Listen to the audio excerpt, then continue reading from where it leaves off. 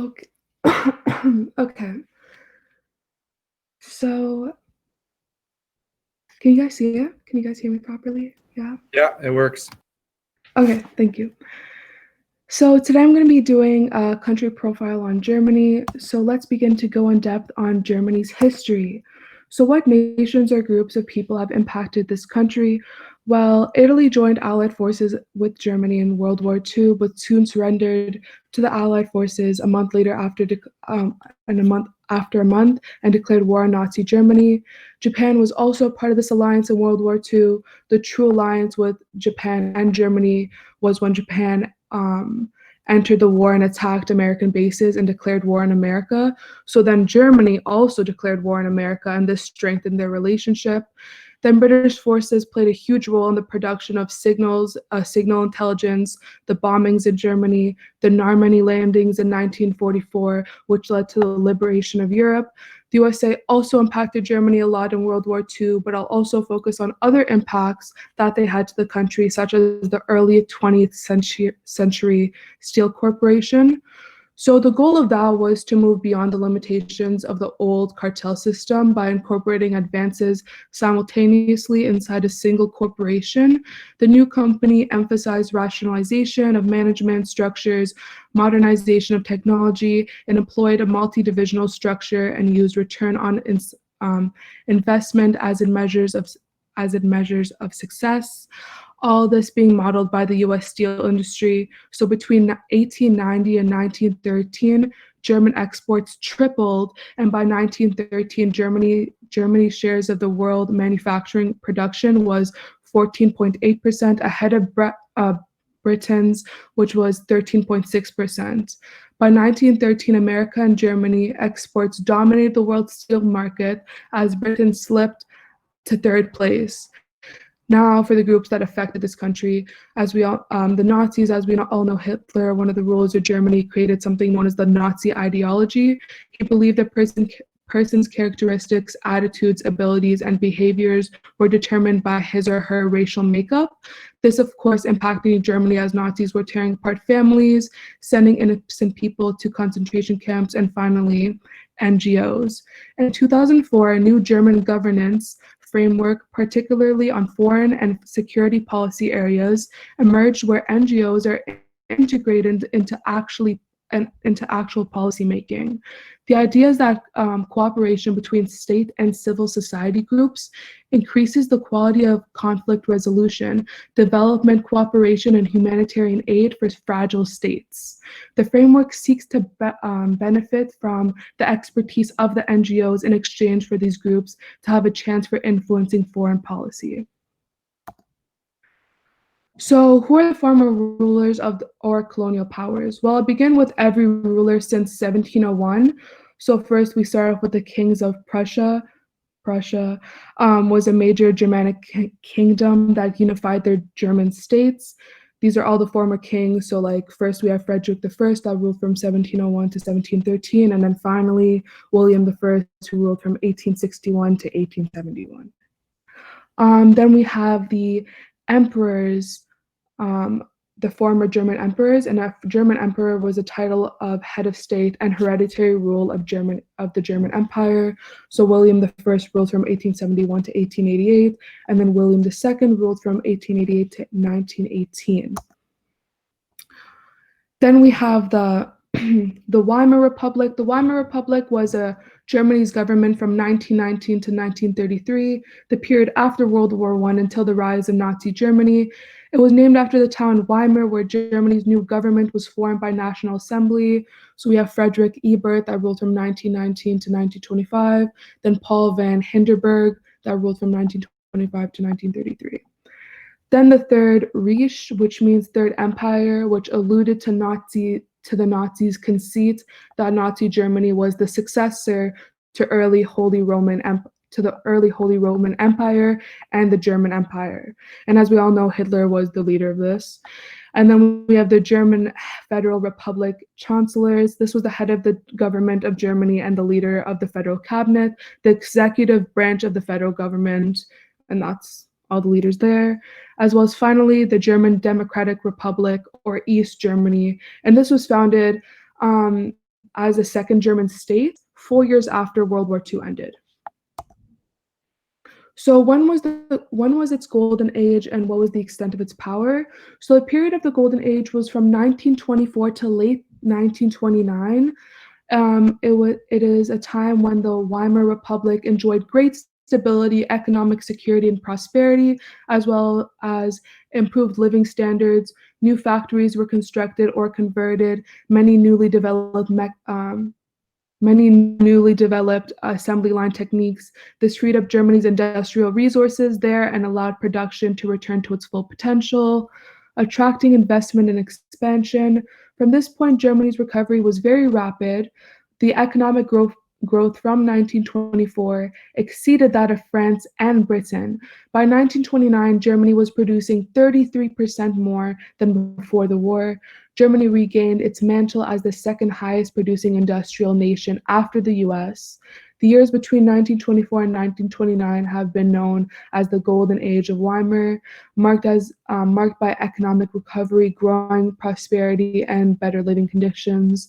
So the Golden Age was driven by rapid industrial growth in Germany, underpinned by large American loans, capital investment, and restoration of foreign trade, as well as increased prosperity and a stable currency allowed the Weimar government to introduce groundbreaking social policies such as the housing projects and a welfare system. And also industrial and blue-collar workers were the big winners as their wages rose considerably in the mid-20s. The middle class, in comparison, saw a few benefits. Unfortunately, this would all come to an abrupt end with the Wall Street crash in 1929. The Wall Street crash was a stock market crash as the world economies were linked through international business. So the Wall Street crash resulted in an international depression. As a result of this international depression and the need for money at home, the USA called for all their international loans. So Germany was reliant on international loans and investments. They had used these for as we explored before, to rebuild their economy after the war and hyperinflation crisis and invest in new schools, businesses, hospitals. As the US removed this investment, Germany fell into another economic crisis. So after World War II, Germany gained its independence on October 3rd, 1990. This was its unification day. So how did it achieve independence and what were the circumstances? So Helmut Kohl, the West German chancellor, began negotiations with the Soviets and East Germans to return to Germany to single nation status. Kohl paid the Kremlin around $60 billion to get Soviet troops to leave German soil. The two Germanies signed a formal reunification treaty, and the German Democratic Republic ceased to exist, and 5 new federal states on its former territory joined the Federal Republic of Germany. East and West Berlin were reunited and joined the Federal Republic as a full-fledged federal city-state. So what's the relationship of boundaries to historical, ethnic, and tribal boundaries? So for history, the First World War, Germany lost around 10% of its territory to neighbors, and the Weimar Republic was formed. This republic included territories to the east of today's Germany borders. The period of Nazi rule from the 1930s through the end of the Second World War brought significant territorial loss for the country.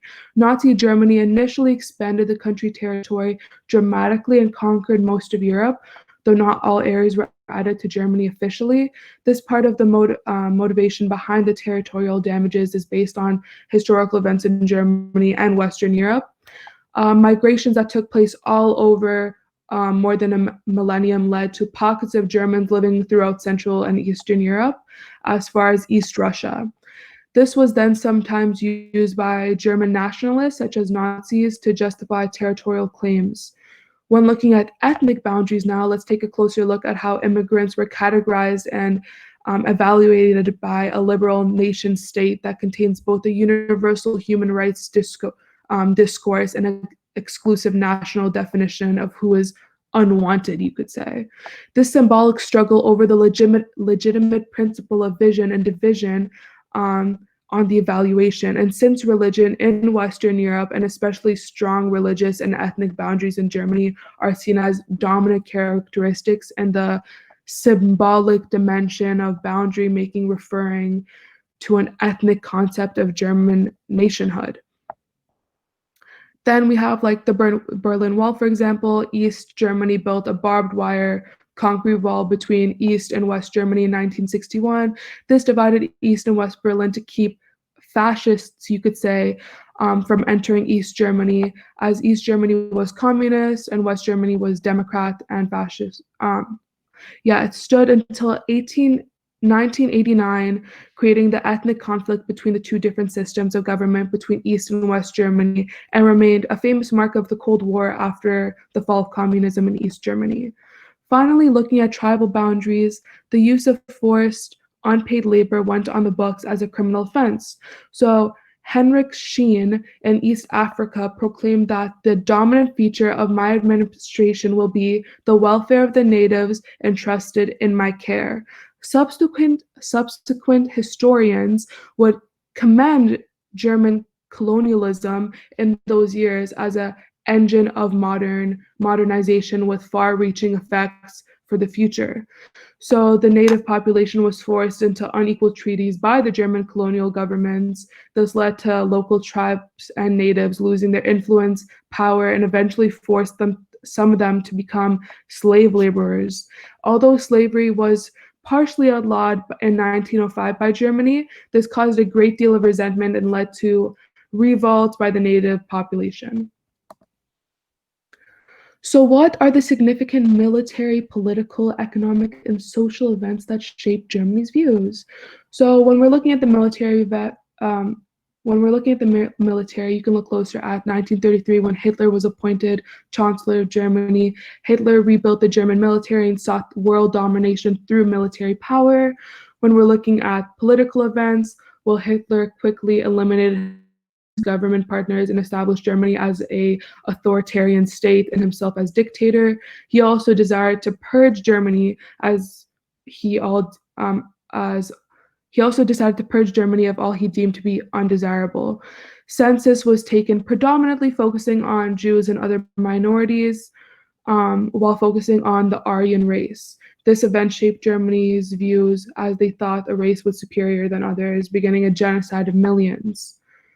When we focus on the economic events that shaped the country, we can look at the rebirth after World War II. German Walter Eucken is credited with developing the social market economy, a concept that promoted free market capitalism, which allowed government involvement in creating new social policies. Ludwig Erhard, as the father of German economic German economic miracle after successfully promoting Germany's social market economy. Almost overnight, West Germany came to life. Shops immediately were stocked with goods. People realized that the new currency actually had value. Bartering ceased quickly. The black market ended. As commercial marketplace took hold and as people once again had an incentive to work, West Germany's famed sense of industrialness also returned. This shaped Germany's views back before World War II days and into the future of what could be. The social event that shaped Germany was the rise of the Nazi regime, which they believed, as I said before, that racial purity and somehow a certain race that was born with more skills, abilities than others. This causing like a superiority complex in a way, which led to the Third Reich. That's how it started. So let's begin going in more depth on Germany's worldwide viewings. So what does Germany see the most important world problem? So in this study done in 2012, if you see this little red circle right here, you can see that unemployment is the biggest concern amongst German citizens. Then again, in another study shown, the one in three Germans are extremely worried about the labor market. So what does this mean? Well, the unemployment rate in Germany rose by 0.2% in July of 2012. The German labor market was largely defying in the crisis because of the crisis in Europe. Although this problem is still the most pressing for Germans, it is considerably less so than the previous year, while more than half the respondents cited that the battle against unemployment as most important in 2011 is now dropped to just over a third. The current ranking also reflects the fact that more Germans were employed in 2011 than the case for 20 years. Even though the employment agencies have predominantly had positive news to report recently, Germans have not quite do not quite trust the situation. After all, the European debt crisis does present considerable risks for the German economy, and it's not only the consumers who are of this option. Although the rise in gross national product in 2011 was relatively high at 3%, experts predicted that the increase of that year would be much lower at 1%. This attributed to exports within the Eurozone being much weaker due to the crisis and greater awareness amongst the consumer as the result. Lastly, only 14% of respondents mentioned the economic development as a problem, and this increased to 24% in 2012, and that's why, therefore, this is like the first ranking of concern for Germans. So who are Germany's traditional allies and enemies?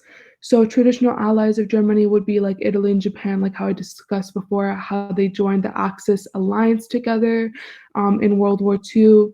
The Kingdom is also a traditional ally as they fought with Prussia. Then again, they became closer allies in NATO. One of Germany's allies now is the U.S. Because their relations with Germany are based on close and vital relationships as friends, trading partners, and common institutions that they have. One of Germany's traditional enemies is France. German enmity was the idea of unavoidably hostile relations and mutual rechivism between Germans and French people that arose in the 16th century and became popular in Franco-Prussian War of 1870 to 1871. It was an important factor in the unification of Germany in World War I and ended after World War II, when under the influence of the Cold War, West Germany and France both became part of NATO and European coal and steel community. So how does Germany see itself in world affairs? Well, Germany is getting better at taking initiative and is still learning. Germany has been expected to take greater responsibilities in international conflicts such as Libya, Syria, and Iran, or on issues such as climate change, international terrorism, and on international terrorism. In Europe, calls for German leadership has emerged in the context of like the Ukraine conflict, the refugee, and especially the Eurozone crisis. In fact, Time magazine chose German Chancellor Angela Merkel as Person of the Year in 2015, presenting her as Chancellor of the Free World. So far, Germany's commitment has been mixed. So like in the Syrian war, the country has largely stayed on the sidelines.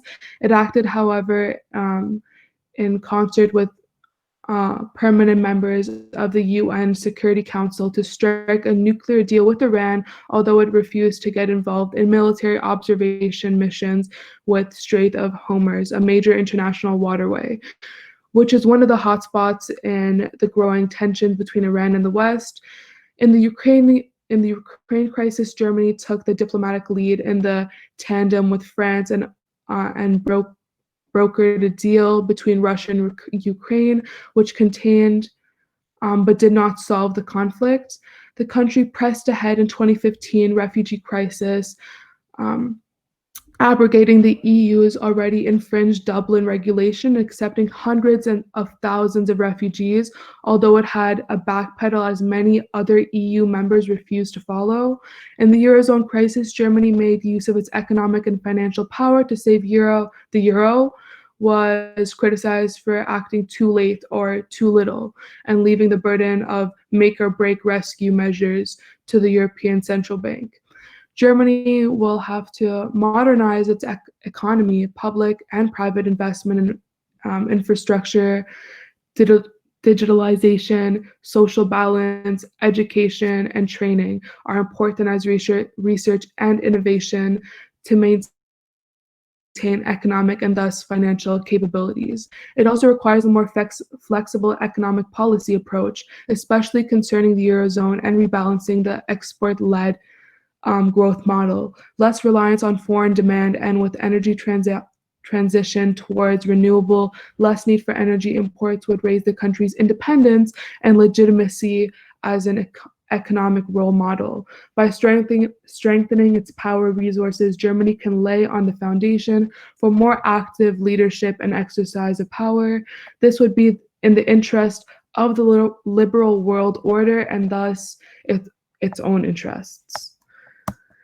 So, what's Germany's reputation in the world, and how do others view Germany? So, some see Germany in an increasingly turbulent world. Germany's stable structures, economic strength, and strong sense of value make the country more popular than ever. As an advocate of European and mediator in international conflicts, respondents would like to see Germany act more. Um, would like to see Germany act more and take a leading role without acting alone in an aggressive manner. Although in the current study reaffirmed this message and held up Germany's strengths, including its educational system, strong civil society, and a strong environmental awareness. It's not all praise, however.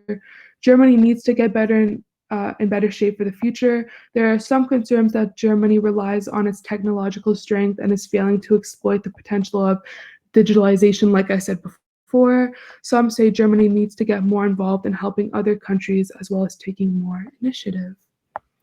So, thank you for listening. That's it. Thank you very much. Anyone have any questions, comments for Miriam? No? Fantastic. How about we go Vanya now? Okay.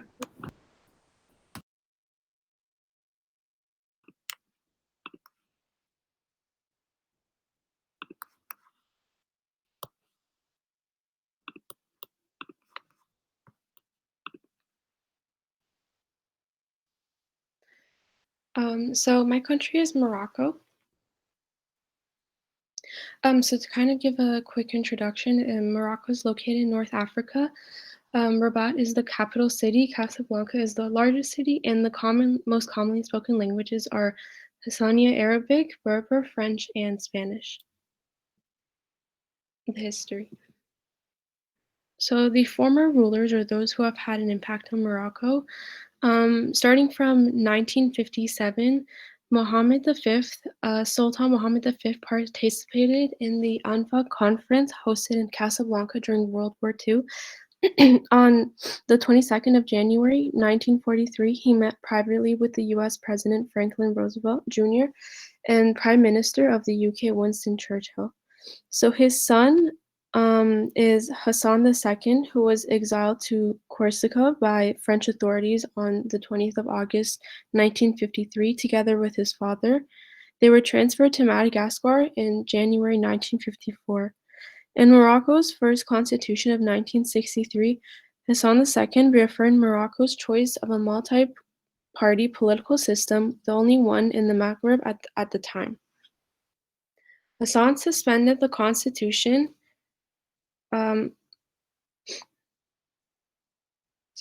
Hassan suspended the Constitution of 1962, dissolved the parliament, declared a state of emergency, and ruled directly, although he did not completely abolish the mechanisms of the parliamentary democracy.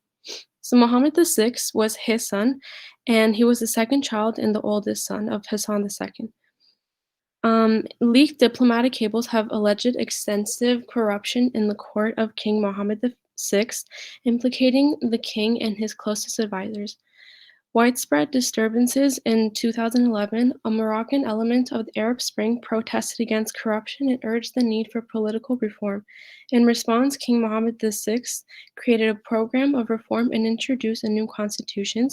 These reforms were passed by a public referendum on July 1st, 2011. So the Golden Age and the extent of power. In the 16th century, the Saudi dynasty, the new monarchical line began.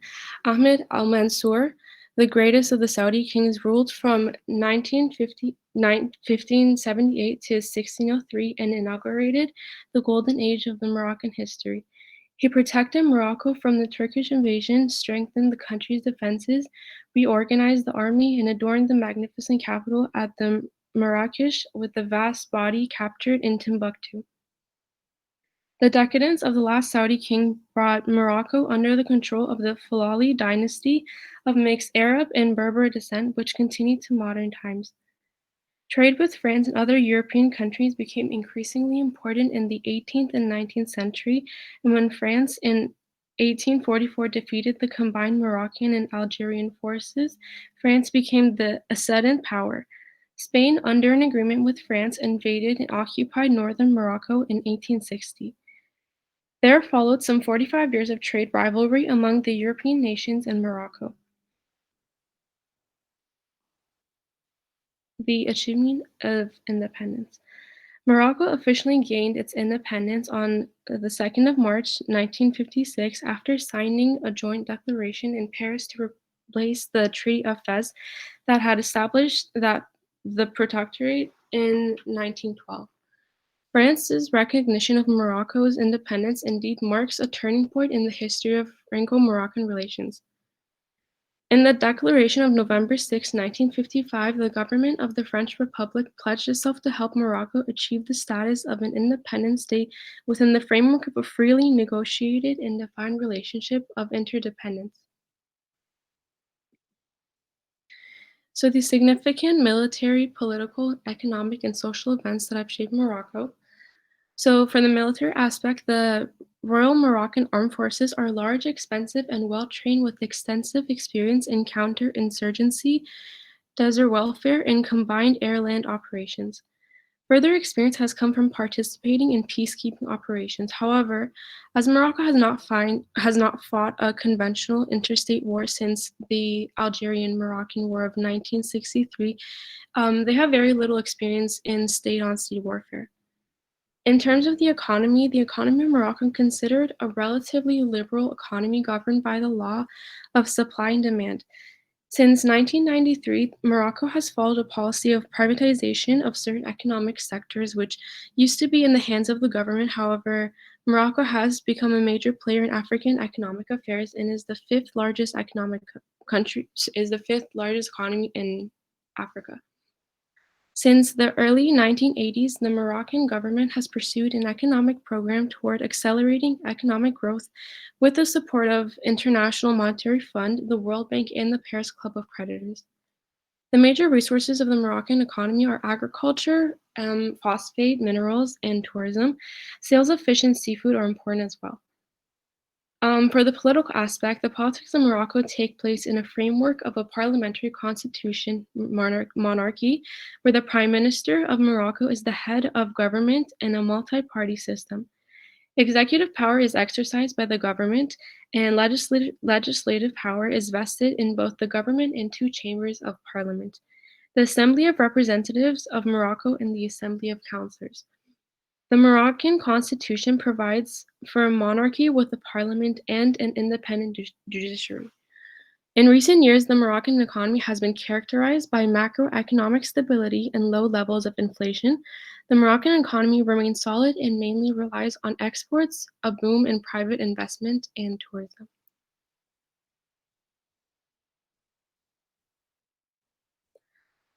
So although there are many world problems, the most recent one that Morocco has been focusing on is the pandemic.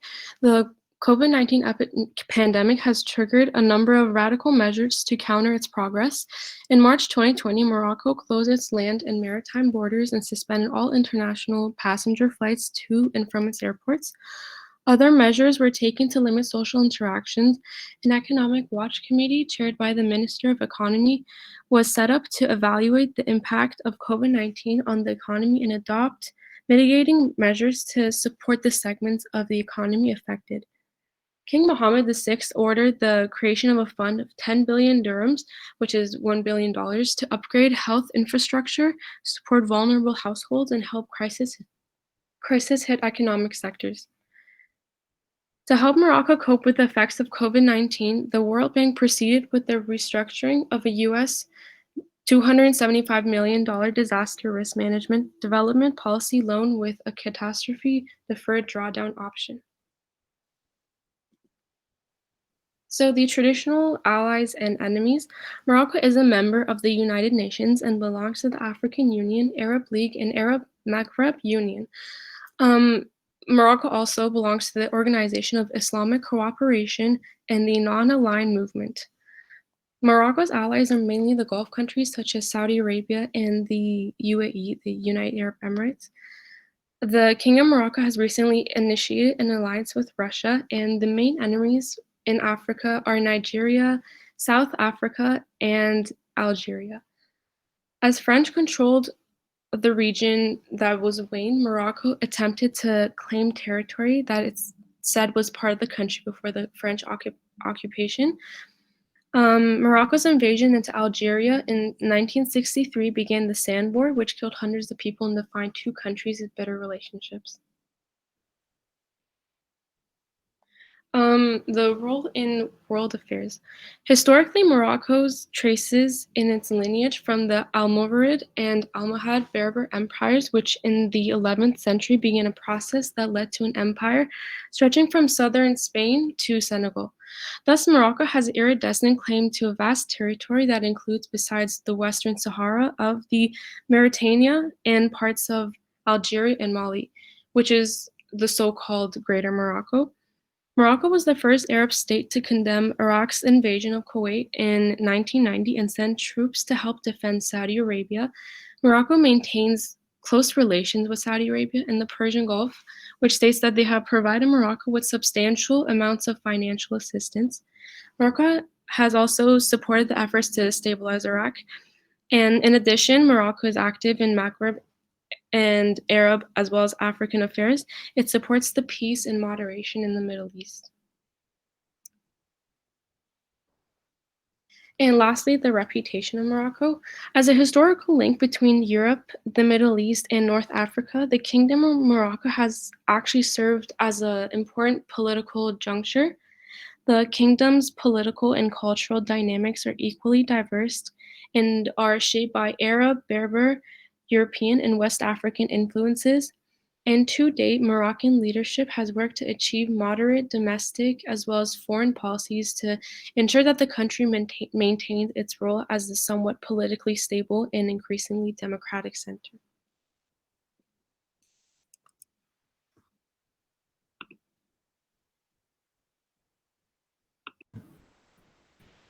Is that it? Thank you. Are you still showing sign? Oh, no, I finished. Okay, thank you very much for sharing. Okay, anyone have any questions or comments?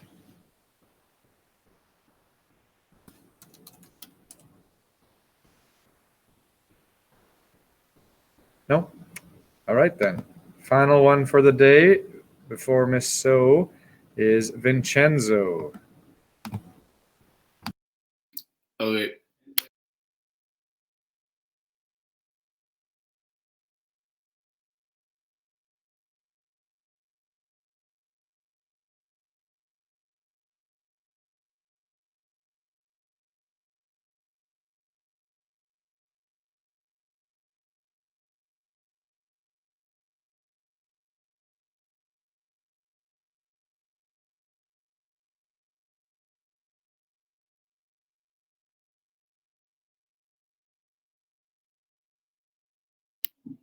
Okay. Country profile of Italy. Nation group impact plus former rules. One, this table of contents. What nations or groups have impacted the country of Italy over time? Who are its former rulers? 2. Italy's golden age. When was Italy's golden age? What was the extent of its power? 3. Italy's independence. How did Italy achieve independence? What were the circumstances? 4. Historical boundaries. What is the relationship of the boundaries to historical, ethnic, and tribe boundaries? Significant events that shaped Italy's views. What are the significant military, political, economic, and social events that have shaped Italy's views? Most important world problems. What does Italy see as its most important world problem right now? Traditional allies and enemies plus affairs. Who are Italy's traditional allies and enemies? How do they see its role in the world affairs? Reputation of Italy. What is the country reputation in the world? How do others view you? 1. External impact. The Allied and German nations had an impact due to its participation in World War I and World War II, where Italy switched sides in World War II due to the imprisonment of their fascist leader, Mussolini. Mussolini had stayed in the war on Germany's side until he was captured by his own people and overthrown by the government that chose to side with the Allied nations. Another major influence in Italy's history was Napoleon, who took his power during the French Revolution after he invaded Italy in one of his major wars. This heavily influenced Italy in their dislike for France. This reflected in the world wars they participated in. They even became interested in certain areas within France, near its borders to Italy, where there was heavy Italian influence and ethnicity. Former rules of colonial power. Before Mussolini and Napoleon, the country was ruled by kings and was named by Kingdom of Italy after Rome fell, with the first monarch being Odoacer. The last king to be dropped during the Italian overthrowing of Mussolini was Vittorio Emanuele, who died in 1983. Italy's golden age. Italy was at its peak before World War I. I say this is as compared to previous periods, there was more technology available during World War I than at any other time during World War II. Italy was a failure and struggled to stay in power even in Africa countries were not even very developed at the time. Italy was made fun of during this time, whereas in World War II they were considered a genuine threat. During Napoleon's rule, the country technically was a part of his empire and shared a part in his glory, yet the actual people of the country did not enjoy it one bit. Independence. Mussolini was overthrown by an uproar from the Italian people. They were sick of suffering because of Mussolini's war, where their friends and families went to die. They were also losing miserably and thus spending lots of money to fight. After multiple invasions from the Allies and poor economy, the country was at its knees and was sick of the humiliation which grew from Mussolini's lies of making the country great. Even Hitler, who used to look up to Mussolini, started shaving second doubts. After all this, a democratically elected government took over and sided with the Allies. There was nearing the end of the war where the Germans began failing. Thus, Italy was not expected to do much and didn't. Thus, Italy had much time and money, as unlike Germany, and they had no debt to pay back due to their switch to develop itself. Historical boundaries. Modern Italy became a nation state during the Risorgimento on March 17, 1861, when most of the states of Italy, the Peninsula, and the Kingdom of Two Sicilies were united under King Victor Emmanuel II of the House of Savory.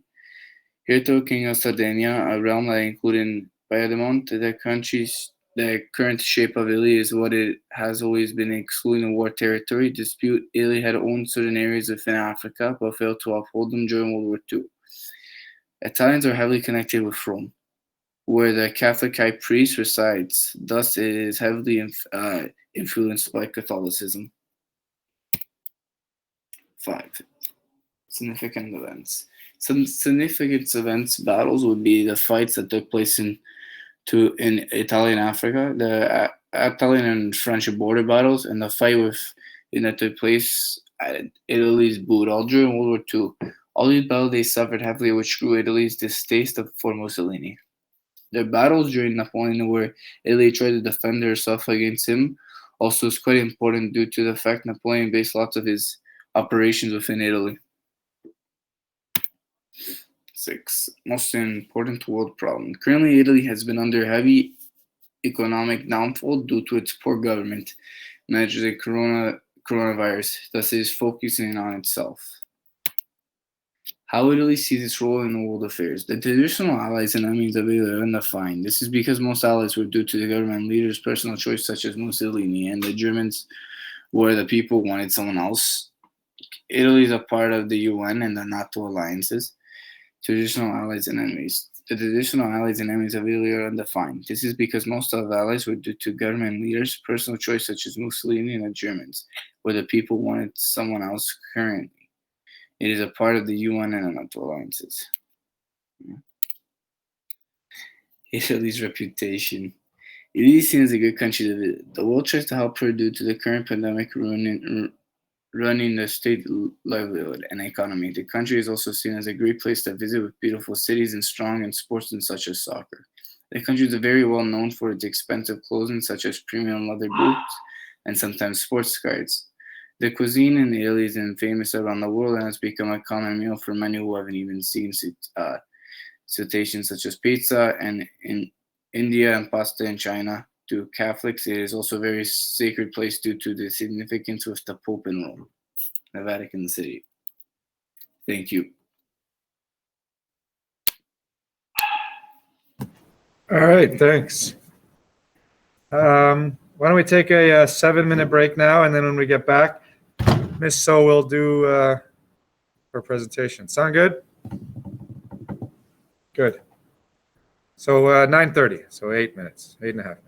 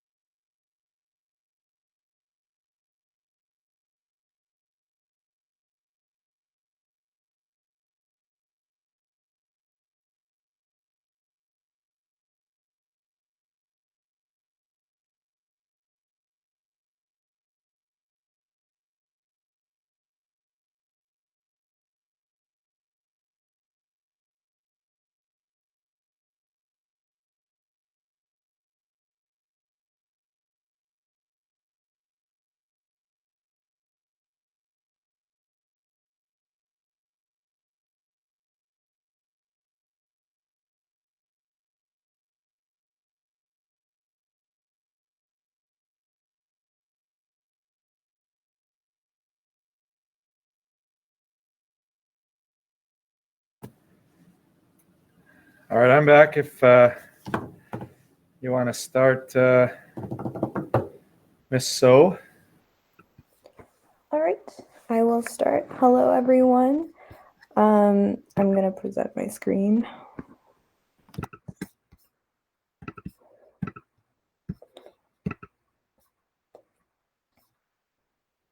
Okay, so today we're going to talk about war. And can everyone see my screen? Just wanted to make sure. Yeah. So first, what is war? To get you thinking about it, here are some quotes. So first one is, war is nothing but a duel on a grand scale.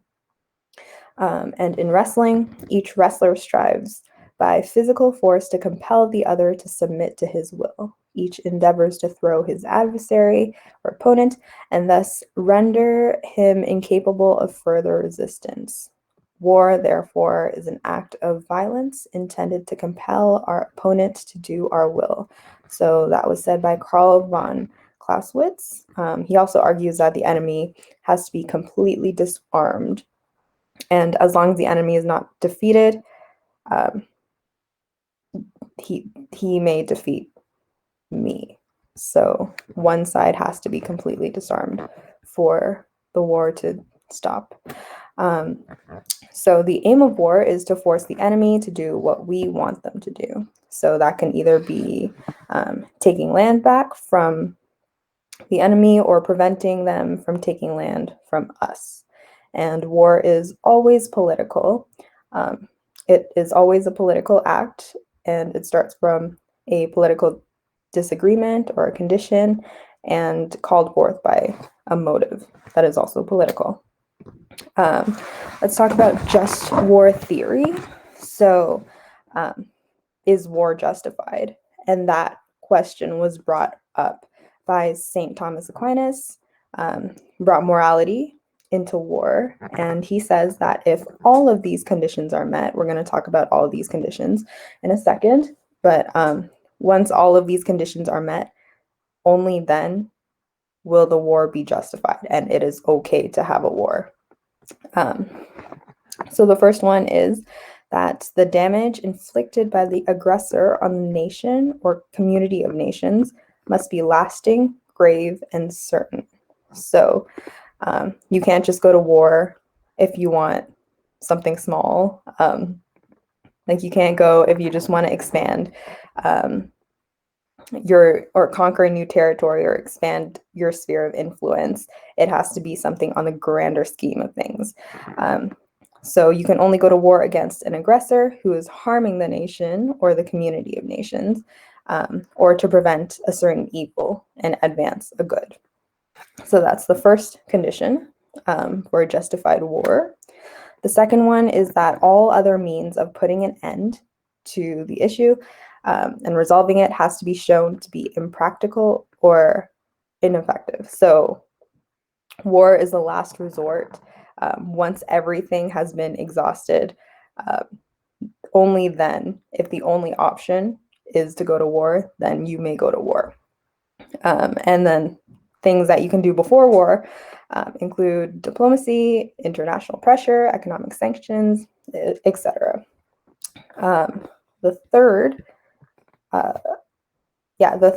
condition in the just war theory is, excuse me, there must be serious prospects of success. So you have to have some guarantee of success. It doesn't have to be 100%, like nothing is certain, but you can't go into the war thinking you're going to lose. You have to have some type of certainty that you're going to win, or else it is not worth going to war. So the fourth one is the use of arms must not produce evils and disorders graver than the evil to be eliminated. So, for example, if we fight, if there is a war, then 1 million people will be killed, versus if we don't fight, 500,000 will die. That is not a reason to go to war, because it not going to war outweighs going to war in terms of people being harmed. So we want the less people to be killed or harmed within the war to fight in it. And the power of modern means of destruction weighs heavily in evaluating this condition. So this talks about the less casualties, the better. So only then, if all 4 of these conditions are met, that is when it is justified to go to war, according to St. Thomas Aquinas. All right, so let's talk about jus in bellum. It is a Latin term meaning justice in war.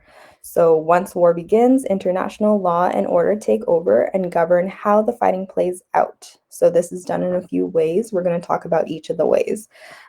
So the first one is lawful conduct of actors, direction of deadly force, and rights of soldiers. So the first one, lawful conduct of belligerent actors or combatants.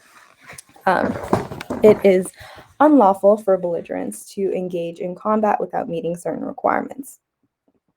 So this policy says that every single person everyone who is involved directly in the war has to be carrying a weapon openly, and that they are wearing a distinctive uniform or other distinctive signs visible at a distance.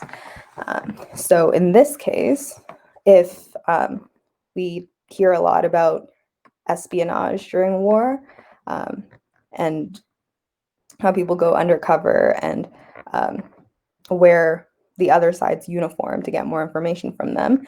That is allowed, but fighting in that uniform and taking hostages is not allowed. The second one is deadly force may be directed only at combatants. So this includes soldiers and munition factory workers, anyone who is directly involved in fighting the war.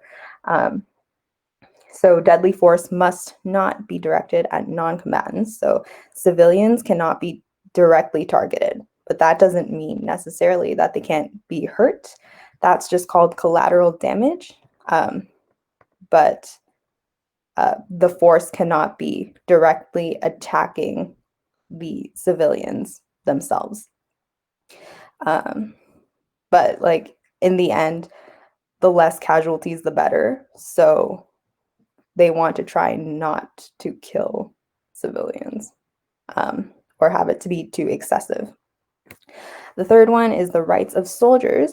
So if you are a soldier and you're fighting in the war, you forfeit some of your rights when you fight, but you still do have rights as a soldier.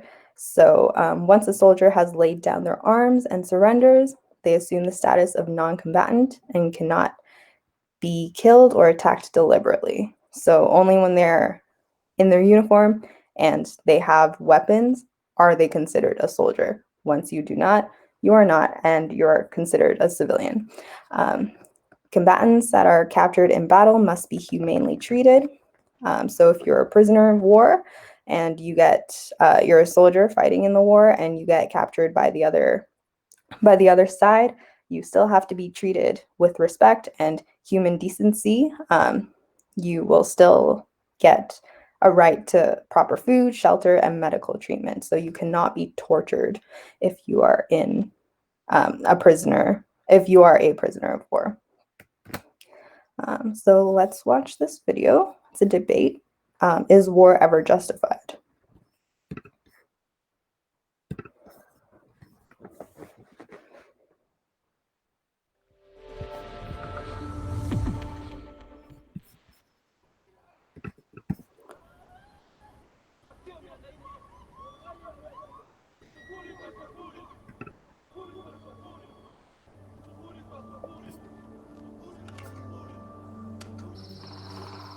Point G, he do a shot. Get a turtle double. Sweep all the food. Excuse me, Mr. Douglas. Listen. Sorry about that. I know you're in there when I am glad that you have shot this footage and that the world will see it. It is the only way we have a chance that people might intervene. Yeah, and if no one intervenes, it's still a good thing to show. How can they not intervene when they witness such atrocities? I think if people see this footage, they'll say, oh my God, that's horrible.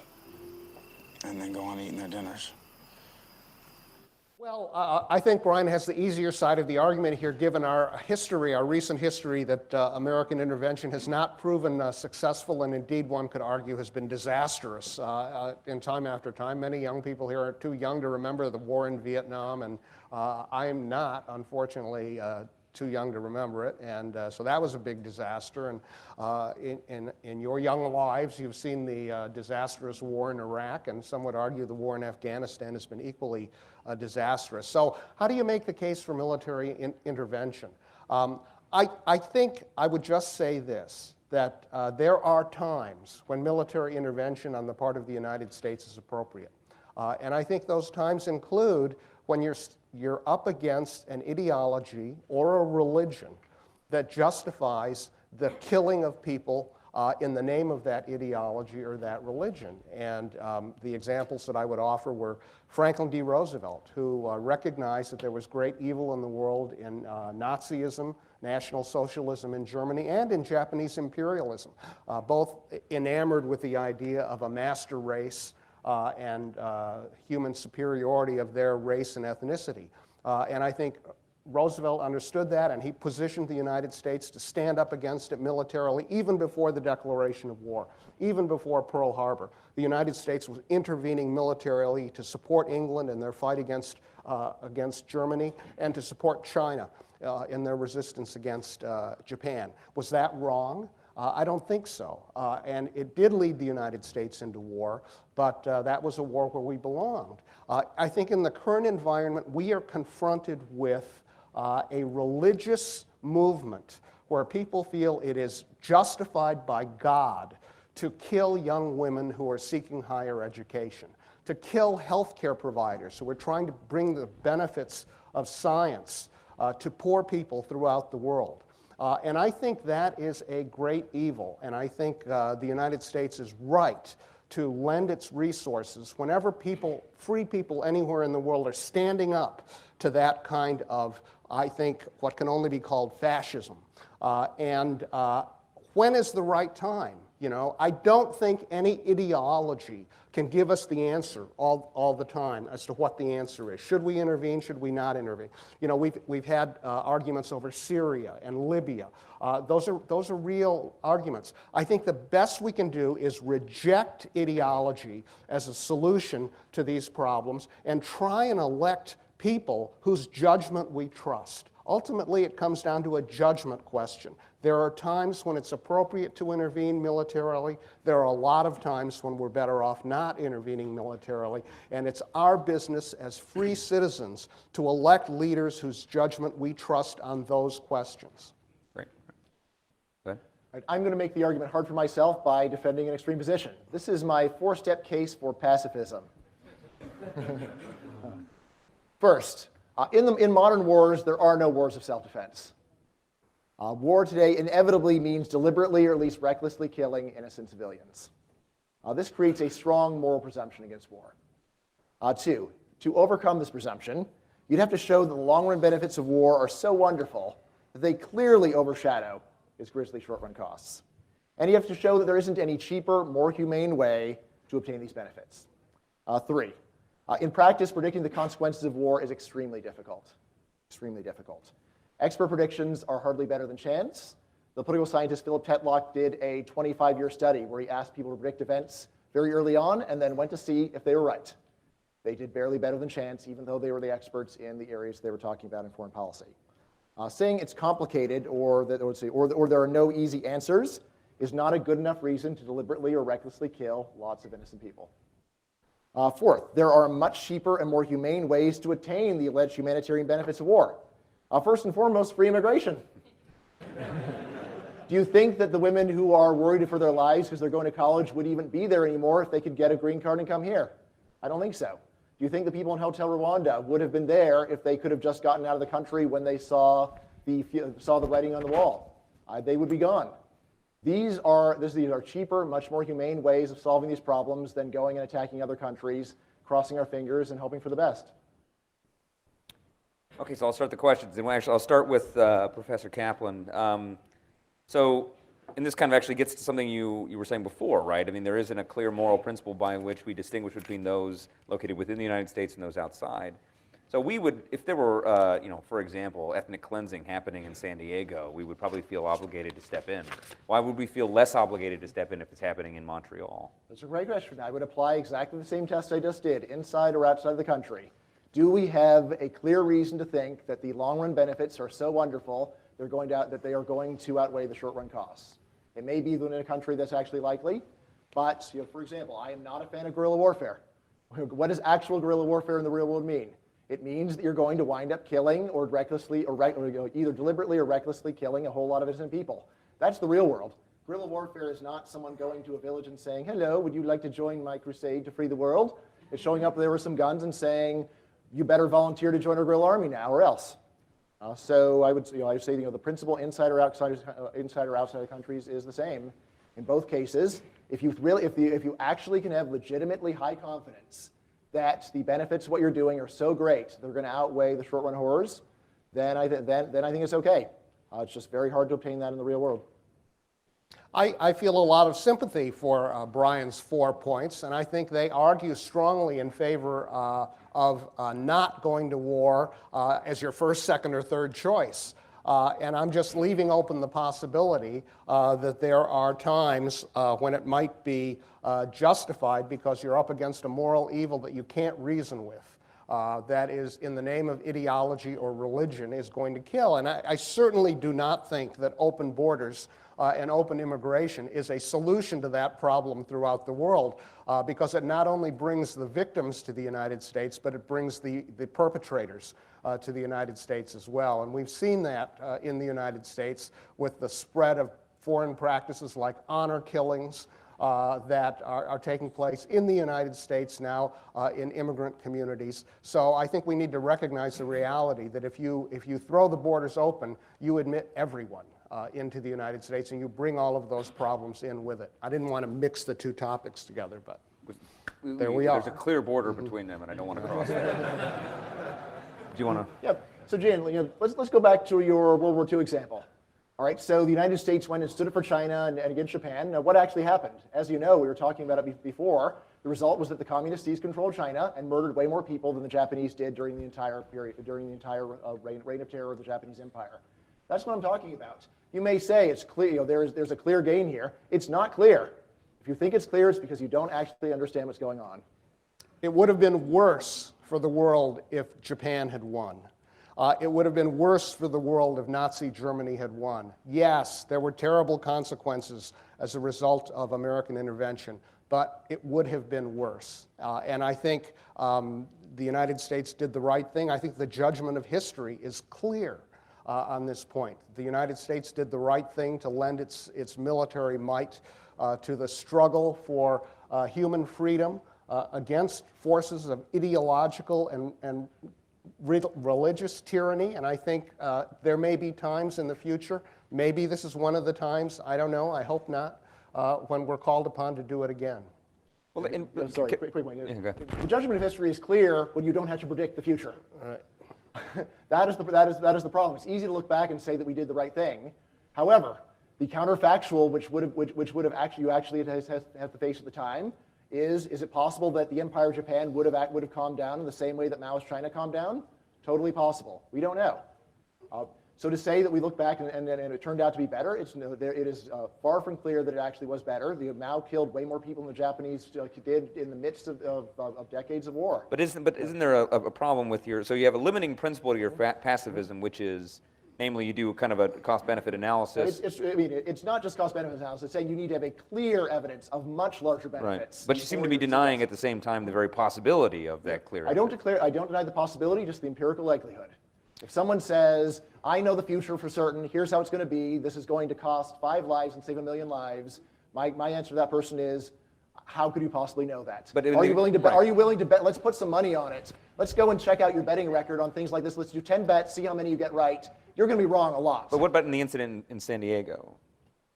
I mean, in other words, we've got ethnic cleansing on in San Diego. I mean, like, do we tell the police chief, listen, you've got 5 minutes to do this very sophisticated, I want you to place 9 bets, and et cetera, right? I mean, I think it's pretty much, it's clear what our principle is in this Well- case. We assume it'll be worth it to prevent ethnic cleansing in San Diego. So assuming isn't good enough. If you actually know, great. If your example is constructed so that it's a no-brainer, fine. But so, the real world is not a no-brainer, and even cases that you think are easy. So think about the U.S. defense of Kuwait against Iraq. Seemed like a no-brainer. What came of that? Everything else that followed. Let me put a question to Professor Ting. So you mentioned, so in other words, right, we have a kind of the justification of the principle of intervention, the principles behind intervention based on the experience in World War II, right? But again, World War II was like 10 wars ago. Right. So in other words, I mean, Ancient history, Peloponnesian Wars. Right. So, but have we reached a point, right, where the logic of intervention takes, I mean, is sort of a perpetual motion machine, right? We've intervened here, and now we must intervene here, and now we must intervene here. Well, I think there is a problem. We have a World War II mentality. We got, surprised at Pearl Harbor, and we've been reacting to that ever since. And I think it's a problem. And again, I'm very sympathetic to what Brian is arguing, that there are a lot of arguments why war should be absolutely your last resort. But should it be taken off the table? Should we unilaterally disarm if we're never going to? Isn't the logic of peace at any price saying we're going to unilaterally disarm? It would save us a lot of money. I concede you that. But I don't think we're ready to do that. I think we understand that there are bad forces at work in the world, and we need to defend ourselves against them. Otherwise, why do we have a country? Right? Unless you're an anarchist, and maybe some of you may be, but why do we have a country? We have a country to defend ourselves against evil elsewhere in the world, and I think we need military forces to do it. And why should you have military forces if there are no conceivable circumstances in which you'd ever use them? Okay, I want to go to the last segment, which is the interquestioning. So who went first last time? I think, Brian, you went first last time. Do you have a question for Brian? Are you in favor of abolishing the U.S. military, given the fact that you're so committed to never using it? Isn't that the logical outcome of what you're saying? The answer is a definite maybe. Here's what I would say. It is often the case that countries have military problems because they have a military. The Soviet Union was at risk because the Red Army was powerful. When the Red Army collapsed, the Soviet Union became safer because they were no longer terrifying other countries. Other countries are no longer scared for their lives. It is often possible for unilateral disarmament even to reduce the risk that a country faces. And note that it doesn't just simply require that you have democracies on the other side. Communist China was still on the Soviet border. They disarmed. They did not get a sneak attack from Communist China. As a general rule, being better armed does not always make you safer. It often makes you less safe because it provokes other countries, angers them. So I would say, it was a very good idea for the U.S. to greatly reduce its military spending and at least see what happens. I think that it's quite likely that we could get an outcome as good as what the Swiss have, namely, since no one is scared of them, nobody bothers them. You want to respond? No one can accurately predict the future. I mean, I agree with Brian on that, but I think your example of China kind of disproves your fundamental point about how bad the consequences were of World War II. Yeah, communism triumphed in China, but look where they are now. They're a communist state that's studying free market principles and trying to absorb them as quickly as they can. So the future is not foreseeable. At least very far into the future. And I think that calls on us to use our judgment and not ideology in going forward. They are complicated, factual. We can't simplify the world as much as we would like to and reduce it to a handful of principles. It's a complicated world, and the difficult path forward for us is to study the world, learn as much as we can about it, appreciate the complexity and the detail in the world, and argue about the best way forward for us. And I think the best way forward for us is to maintain some level of military strength and be prepared to stand up for American principles and values when they are under attack by evil forces elsewhere in the world. Mr. Kaplan, do you have a question? It seems like there's a long list of evils that you're unlikely to want to do anything about. Do you want to invade Saudi Arabia so they stop oppressing their women? Do you want to tell China that they, to threaten war against China unless they switch to democracy? There are many U.S. allies that commit the very crimes they're talking about, but as long as they're our buddies, we do very little about it. And it seems like most people have no problem with that.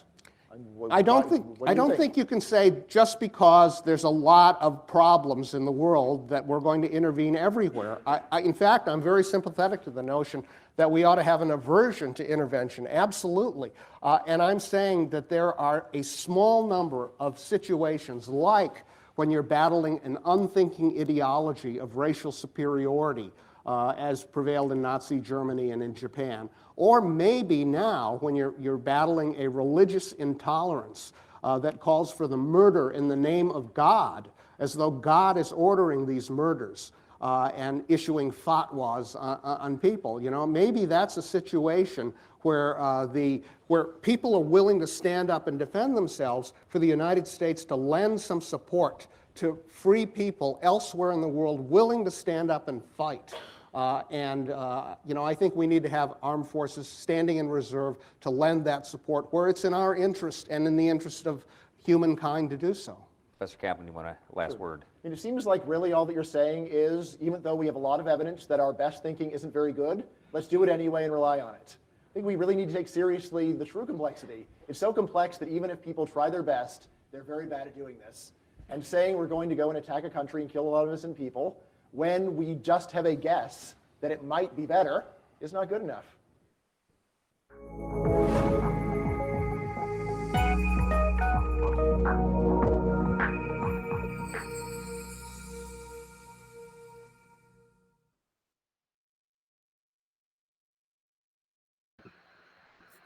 All right, that was the video.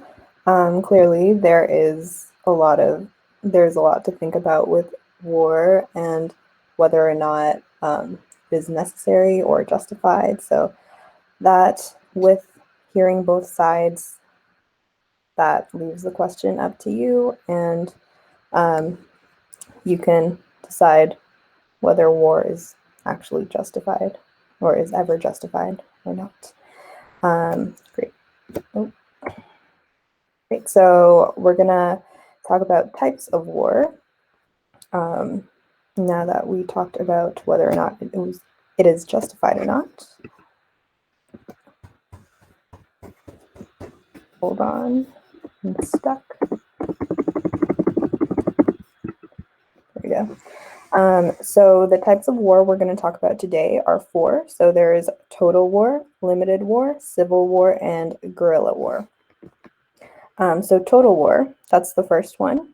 I think of total war as, like, it's in the name. Total means all. So it is the conflicts of unlimited scope in which the war participant engages in a mobilization of all available sources at their disposal. So they're using all of their resources, which includes human, industrial, agricultural, military, natural, technological, anything. So it's a total war in reference to them using all of their resources, but it is also a total war because their goal is to entirely destroy or render beyond their rivals' capacity to continue resistance.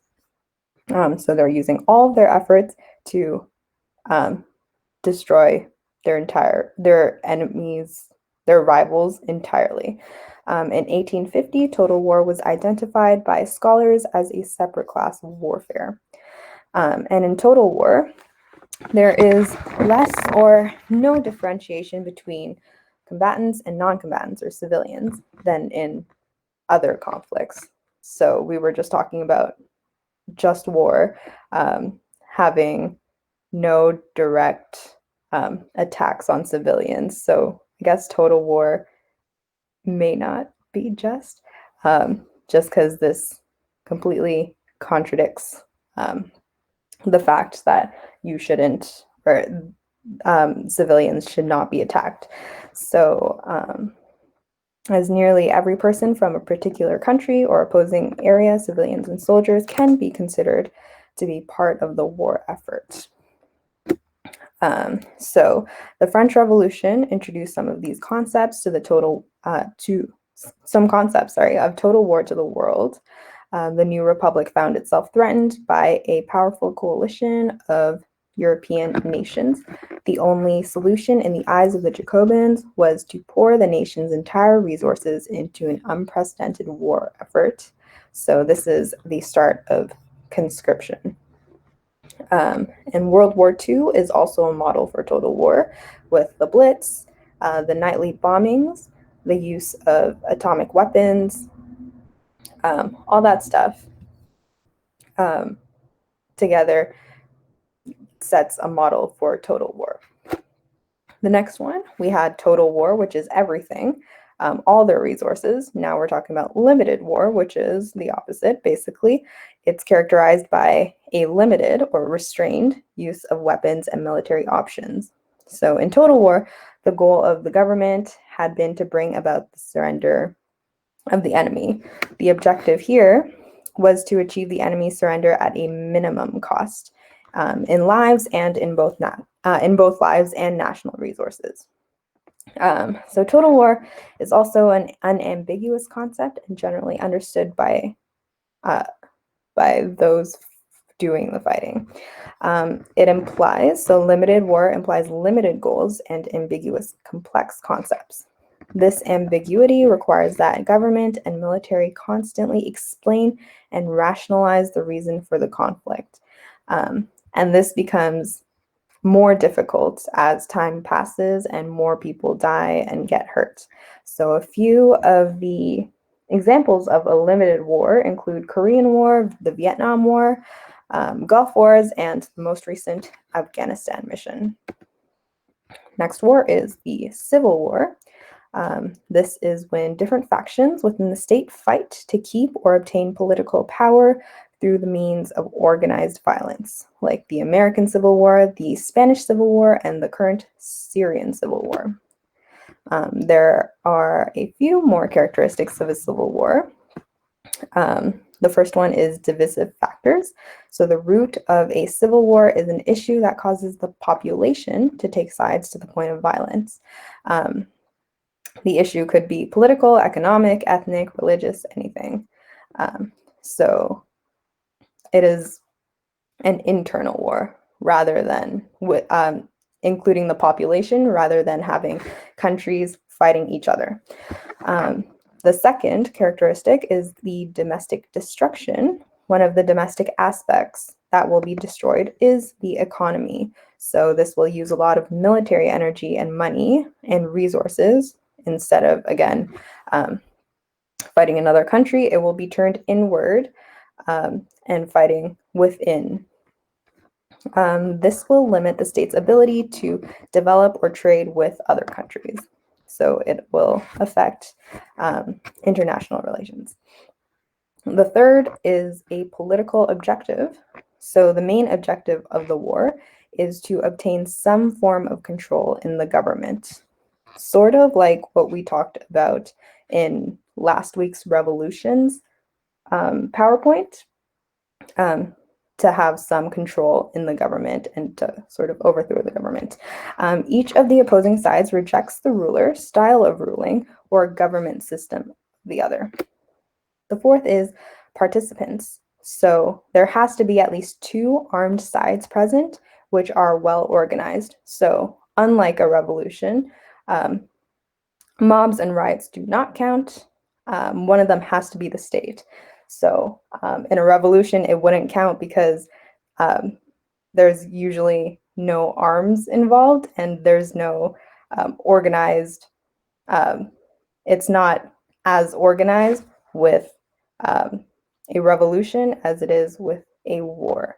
So yeah. Number 5, location. The war must be happening in the boundaries of an internationally recognized entity or state. And casualty numbers have to be, on average, about 1,000 deaths per year. So the stronger side must suffer at least 5% of the casualties, or else it is not considered a civil war. All right, last war is the guerrilla war. So it is Spanish origin. Pardon my pronunciation, but guerra means war and illa means small, so a small war. Became increasingly popular over time during the 20th century, like in the Vietnam War. Characteristics of the guerrilla war are, so the participants in guerrillas, the guerrillas are a small disadvantaged group of irregular soldiers. So they may not be trained professionally, and they have an excellent knowledge of the terrain. The opponents are a large advantaged conventional regular fighting force. So professionals with superior weapons and training, and they hope to overwhelm the guerrillas with superior force. So it's big versus small. Number 2, guerrilla army origins and personnel.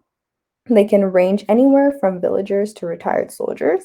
The only real requirement is that the men chosen are physically fit. The most essential element will be a leader who could inspire and unite all these men together. Third characteristics is guerrilla inspiration. So they all have a common goal that they believe in, and it is held so dear to them that they are willing to risk their lives and fight for this war. The guerrilla objective usually happens in 3 stages when defeating an enemy. So the first stage that happens is demoralizing the enemy through small-scale attacks. So this will cripple their numbers in men and weaponry and kind of weaken them as a whole. The second stage is building their prestige amongst the people. So they're gathering support, men, and weapons over time. And then the last is overthrowing the enemy, as once power is balanced between the small guerrillas in their support and men over time, they can overthrow their opponents. Number 5, location. This is typically located in the countryside because it is what the soldiers will probably know best. It's also where the population is most likely to support them. It could also happen in cities, but not usually. Their tactics, usually free to move around. So they're not fixed to supply lines like in a typical war, like in total wars or limited wars.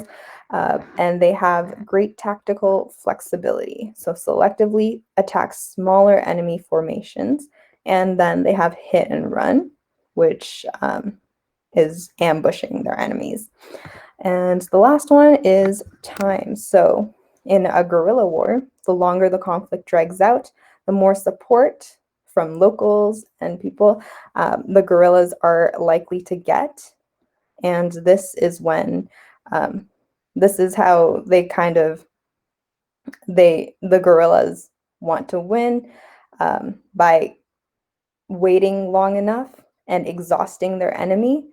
So they'll basically be too tired to fight, or it will lose their will to fight. So those are the 4. We have total war, limited war, civil war, and guerrilla war. So now for the rest of the time in class, and you have all of tonight, it's due tomorrow. This is an assignment. So what you want to do is choose a type of war. So either of the four that we talked about, find an example of this war in history. Could be any war. And you're going to provide a brief history of it. So some guiding questions. You don't have to answer them like question, answer.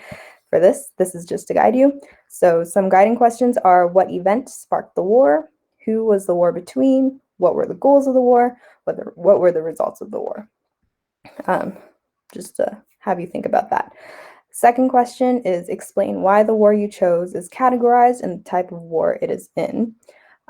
So consider everything that we talked about within all those 4 categories of the war, and explain why the war that you chose is categorized within that, and use examples like certain battles and things that happened during the war to justify your answer. And the third question is: considering all of the characteristics discussed in the just war theory, would the war you chose be considered a just war? And explain. So So this should be written in paragraph form. You can do question and answer if you want. That's up to you. But each question should be approximately, give or take, 250 words. I'd like 12-point font and Times New Roman. And yeah, you have the rest of the time to work on this. And that is it. So I have a question. Yeah. So what are proxy wars? What? Sorry, Dina, you're cutting out. Oh, I was talking about proxy wars. Like, what type of war would they count as? Could you type your question in the chat? Sorry, you keep cutting out. Okay.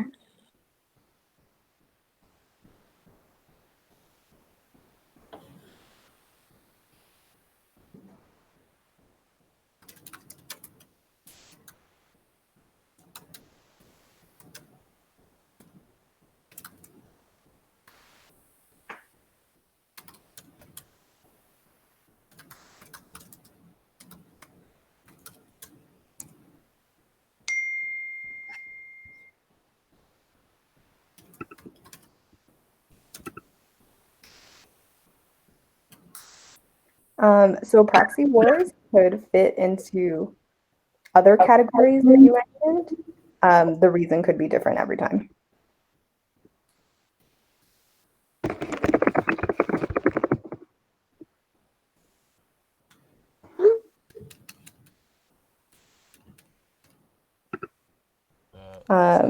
Cool. Any other questions? Does that answer your question, Dina?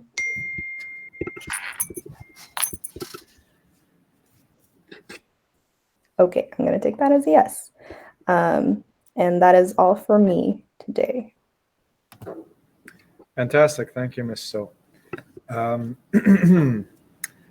So yeah, why don't you students please work on that, and we'll do that for the rest of the class, and then catch up tomorrow.